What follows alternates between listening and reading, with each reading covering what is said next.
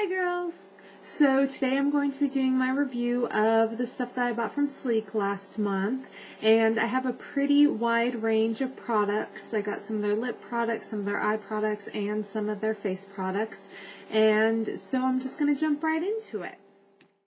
So I'm going to start off with the Sleek Face Contour Kit, and I did get it with the brush. I'm going to talk about the powder first. It comes in a little box like this and has a little pamphlet kind of discussing their other face products and a basic contour chart for your cheeks and nose, and then a full face chart there. So it has that, and I got it in light, and it looks like this. And the product's not bad. I mean, it's pretty smooth and it goes on fairly well. My only problem with this is that the color is way too red and muddy for my skin tone. So it doesn't work with my skin tone. As far as the highlight, when swatched, the highlight looks really nice, but when you put it on, it doesn't really reflect the light very well, in my opinion. So in general, I just don't find myself using this very often, just because I think the color is so far off from my skin tone, and it just doesn't work with my skin tone very well. So not a bad product, just doesn't work with my skin tone. I have a weird random hair. And then I also got it with the brush. Now when I got the brush, one of the ends was completely off, because what they do is they take their normal contour brush and just glue the other end on it. So it wasn't glued on there very well. I re-glued it and it seems to be fine now. And it comes with this angled side and this fluffy side, or this like kind of more domed type side, and a little pouch for it. And all in all, I don't really care for this brush. It's a little bit sparse, like it's not dense enough, so you get like a streak of highlighter. It doesn't kind of blend it in as you put it on, or a streak of contour. I do like, though, that you can kind of squish it to thin it down to do your nose, but once again, you do end up with kind of a streak that you have to buff in, and then you don't have enough of a contour, so you have to go over it. And I think that my high definition brush just works better, so I don't find myself grabbing for this one very often. It does have nice soft bristles, though, and it would be okay for traveling or something, I guess. The pouch is just a canvas pouch, but I do find that the pouch seems to be a tiny bit too small for the brush, so it kind of squishes the brush bristles. Let me see if I can open this where you can see. It kind of squishes them a little bit, so I don't really care for that very much. So all in all, the face contour kit I probably would just skip. Now, their other colors might be better, tones might work a little bit better, but all in all, I think there's far better products that are cheaper.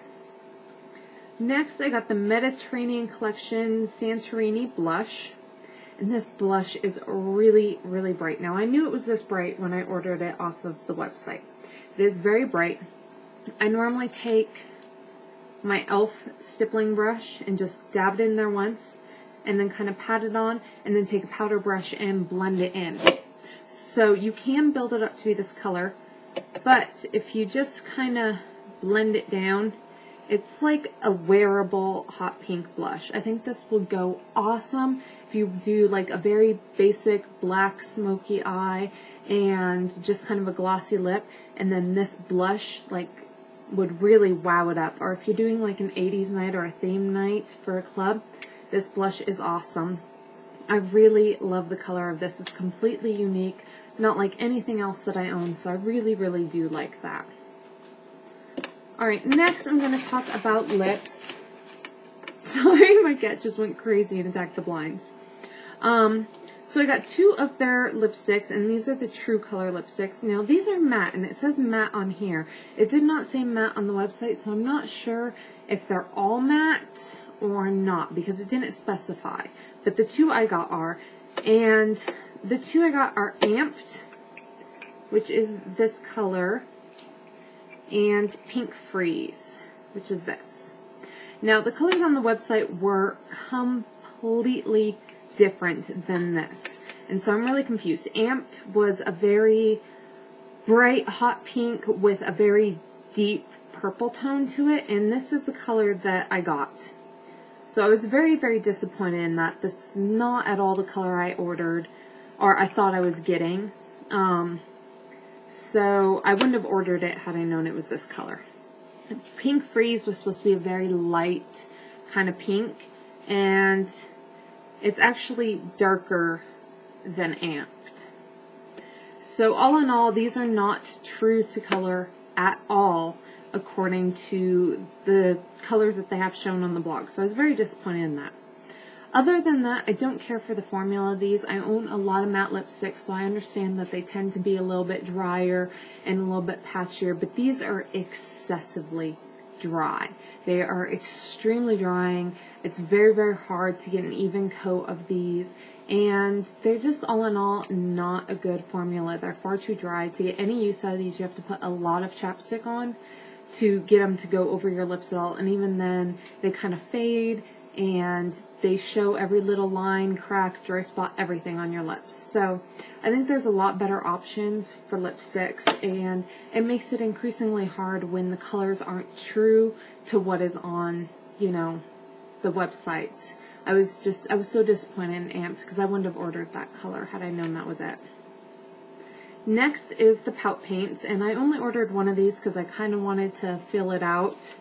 And Jessica Ellison has a great review on these versus the OCC lip tars on her blog, and I'll put that link down below. And X Sparkage has a great video on them as well, and I'll put that link down below. So those kind of cover most of the basis on the differences of packaging and formulas and things like that. But there is something that I really feel has been missed in the reviews for these, and that is the staying power of them. Now, these do last all day like the lip tars do, but unlike the lip tars, they don't set. You don't put them on and they set and then they're there. That doesn't happen with these, and I was really disappointed in that. It transfers onto everything. Even a couple hours later, it still is transferring to everything. Whereas the lip tars, once it's set, it doesn't move at all. Like, I can rub my finger across my lips and none's going to come off. So they're great for like dinners or cocktail parties or fairs or anything like that. The lip tars are great for. This is a very pigmented, very beautiful, very creamy liquid lipstick, but that is what it is. It does transfer and it does come off. So I don't think these are a replacement for the lip tars, in my opinion, or for what I use them for. I use the lip tars like a deeply pigmented stain, and that is not what that is. So I was kind of disappointed on that. And then my last product, I got this for free, and I'm not sure it's because of when I ordered or how much I ordered or what the deal with that is, but it's the Mini High Shine Lip Gloss in Sweet 16, I believe. Yeah, Sweet 16. And even though it's just a little gloss and I've only used it like twice, I do rather like this gloss. It's a little bit sticky, but I don't mind sticky lip glosses because it means they stay longer, as long as they're not like excessively sticky. And the formula is pretty nice. They're decently opaque without being overly opaque. The applicator's nice for being such a small size. So all in all, I like that, and I probably might order a few more lipsticks from them, or lip shines, or whatever they're called. Alright, on to eyes. The first one I have is the primer palette, which comes in this box and looks like this. And it comes with this little dual-ended brush, which honestly is pretty crappy, but it works for just patting a little bit of it on your eye. So it's crappy, but it works for its purpose. And these are all the colors. And I actually really like this. Now, I do have to say I have not used this as a primer. I've only used this as an eyeshadow base. They just seem a little too creamy for me to trust them as a primer. So I do always put a primer underneath them, but I use this as an eyeshadow base, and I really, really like it. They are really pigmented. Even the lighter colors, like, say, the silver is pretty pigmented. The purple is just beautiful. This blue is amazing. So these, I really do like them. I actually have the pink on under my eyeshadow today, and even though I have primer on underneath it, I still have not experienced any creasing or anything like that, which there are plenty of other cream eyeshadows, even after I put primer on, have creased on me. So I definitely think this is a good investment, and I do love the colors on here. I even like the lighter colors on here. I think these are awesome, and I love it. Next are the eyeshadow palettes, and I got 3 of them. So, sorry if you can hear that. My cat is going crazy on my blinds right now, but what you gonna do? So the palettes I got are the original, which is this one, and then I got Bad Girl,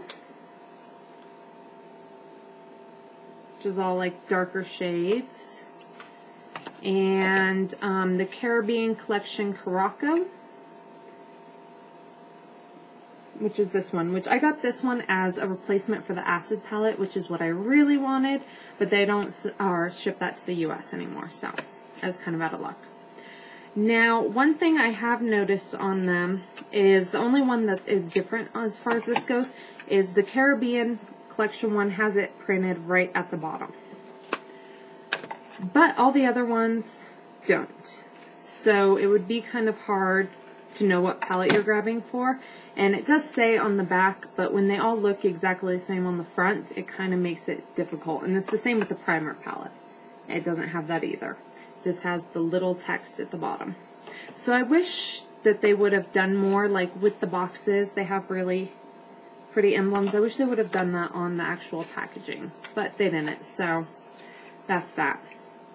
As a whole, I really like these palettes. I like the colors. A few things that I don't care for on them is they are extremely shiny, and I know a lot of people complain that the Urban Decay shadows in their palettes are all kind of shimmery finishes. These are very shimmery finishes. I mean, they're very shiny. And then they have these ones where I don't think you're going to be able to tell. You might be able to tell a little bit, where the texture just looks a little bit chunky on it. And these are kind of like crushed metallic glitters. These, it took me a little bit to figure out how to use them, and I was kind of frustrated with them at first, but now I've kind of grown to like them. Basically, you have to do all your other eyeshadow, everything else that you want to do, and then just take this on a flat shader brush and pat it where you want it. So just like if you were applying glitter, you can't rub it because then you're going to get sparse spots. You can't really blend it because it doesn't really blend. So it is very much so like a crushed metallic glitter on the way that you have to put it on. So that was kind of frustrating to begin with, but now that I've figured out how to do them, I'm really growing to like them just on like the outer corner or the inner corner or just across my lid for the club. Some of the colors they chose to do this really chunky, glittery, kind of metallic effect on, I don't agree with. Like this color, it's not really a color I see myself using for that. But all in all, it's not bad. Now this palette, which is the original, has one of the really metallic-y kind of glitter ones and one matte, and all the other ones are very shimmery sort of shadows. They do blend nice though, so I'm not too bad about them. It's just kind of bummer because I can't wear them very, like a whole look out of that palette. For the Bad Girl, it has a little bit more options for that. You have 2 mattes, 2 that are less shiny. These 2 right here are a lot less shiny than the other ones are. And then the one really metallic-y one is this one right here. The only thing I can say about this palette is some of the colors are very deceiving in the palette. So such as this color right here. In the palette, it looks like a very deep blue-purple kind of tone. That's what it looks like. Very deep blue-purple, but when you blend it out, it turns into this like Atlantic blue sort of look.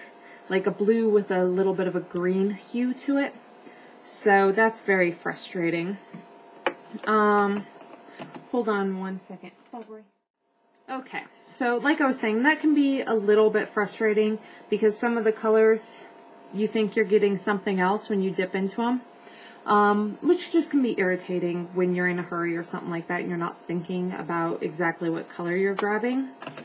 But overall, still love it, still think it is a great palette. Now, for the last one, the Curacoa, this is by far my favorite. Unfortunately, I've used this one the least. It has a really great blend of the really shimmery colors, the metallic colors, the matte colors, the, you know, kind of really shimmery colors. I mean, it's got a great assortment here. And this has colors that I've never really experimented with and I'm really curious about now. Like this orange. Now, I've never worn orange eyeshadow ever in my life.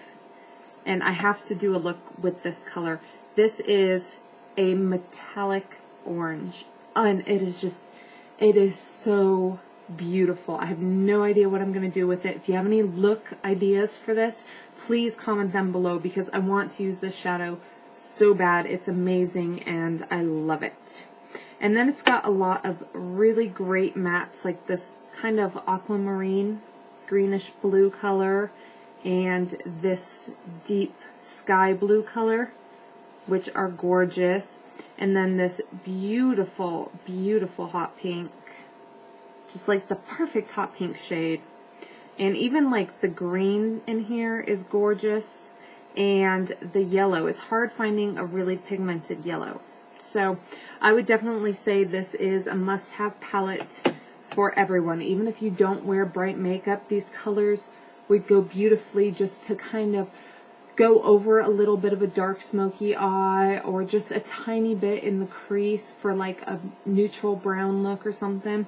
I am obsessed with this palette and I love this palette. So if you have any look ideas for this, please comment below and let me know, especially that orange because I'm dying to use that orange. Something else I forgot to mention with these palettes is they come with the little foam applicator, which I actually do use these, especially for shimmery eyeshadows, quite a bit. And I like these ones because these are more of the foam than the sponge, and I prefer the foam ones than the sponge ones.